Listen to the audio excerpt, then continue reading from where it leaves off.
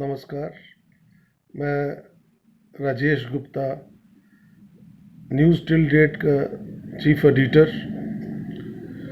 आपसे निवेदन करना चाहता हूँ कि जो बीड़ा हमारे प्रधानमंत्री श्री नरेंद्र मोदी जी ने उठाया है, जो उसका संकल्प उन्होंने लिया है कि वो करप्शन को जड़ से ख़त्म करेंगे, हम पत्रकार लोग भी उनका पूरा सहयोग दे रहे हैं।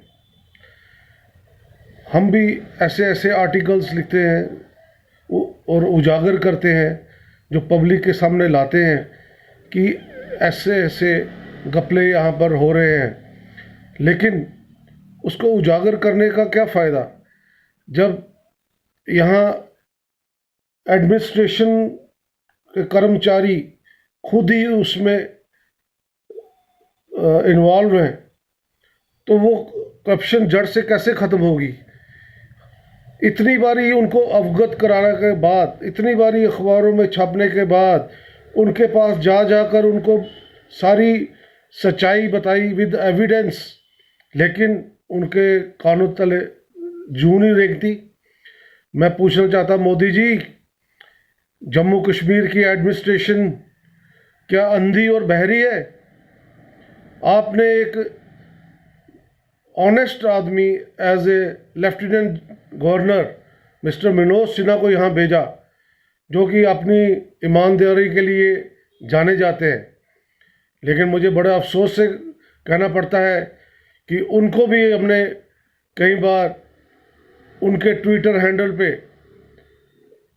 अवगत कराया, उनको मेल्स की, उनको बताया कि जैसे कि एक मैं मिसाल के तौर पे, मिसालें तो बहुत हैं, लेकिन मैं आपको एक एग्जांपल बताता हूँ।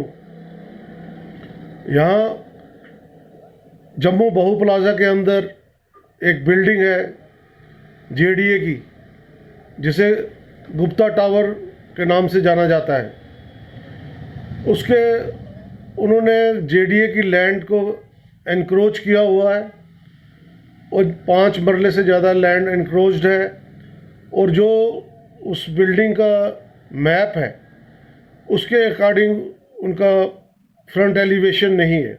उनकी फ्रंट एलिवेशन बिल्डिंग के बैक साइड पे होनी चाहिए, जो कि उन्होंने फ्रंट साइड उल्टा कर दिया है। जहाँ होनी चाहिए उधर उन्होंने बैक कर दी है, और जहाँ फ्रंट है वहाँ उनका वो फ्रंट एलिवेशन गलत तौर से बना दिया गई है। और जम्मू म्यूनसिपैलिटी कमिश्नर से भी मैं पूछना चाहता हूँ कि मैडम, आपका डिपार्टमेंट भी क्यों चुप है?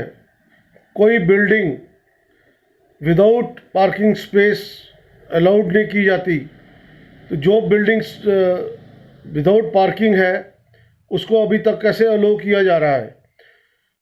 वो पार्किंग जो स्पेस उनको मिली थी, वो पार्किंग स्पेस भी उन्होंने बैंक को दे दी है। हर साल करोड़ों रुपए का जेडीए का एक्सचेकर वो लूट रहे हैं, लेकिन उसके ओनर, लेकिन कोई एक्शन नहीं हो रहा है। जब मैं जेडीए के कुछ ऑफिशियल्स से पूछा तो वो कहने लगे कि हमने वहाँ पर अपने लोग भेजे हैं, वो वहाँ पर पैमाइश करके आए थे, हमने वो रिपोर्ट बनाई, ऊपर सेक्रेटरी को भेजी, लेकिन उसके बाद वहाँ से फाइल ही गायब होगी। कितनी हैरानगी की बात है कि एक तहसीलदार लेवल के ऑफिसर खुद एडमिट कर रहे हैं कि वो रिपोर्ट उन्होंने ऊपर सेक्रेटरी को भेजी तो वो फाइल ही गायब है।